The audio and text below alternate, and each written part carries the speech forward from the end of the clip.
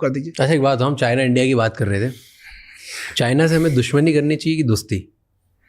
दुश्मनी तो हो ही नहीं पा रहा है। कौन दुश्मनी कर रहा है जरा बताइए तो।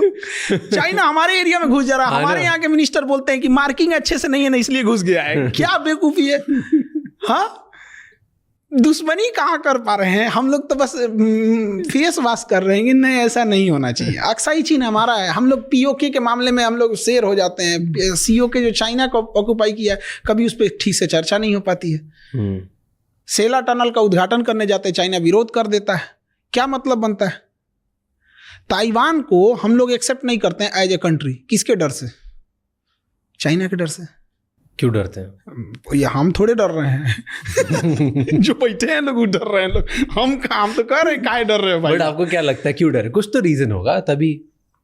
अब डिप्लोमेटिक है, वहां पे शुरू से चला आया है। ऐसा नहीं कि मोदी जी डर रहे हैं, मनमोहन सिंह भी वही कर रहे थे।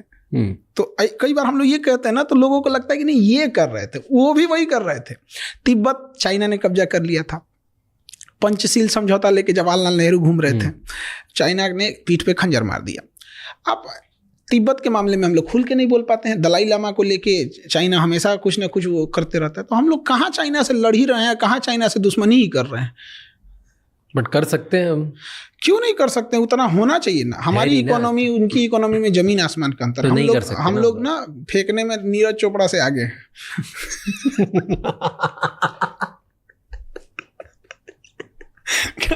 फेंकने में अगर ओलंपिक में बांसबाजी में होता ना तो गोल्ड मेडल हम ही लोग का रहता।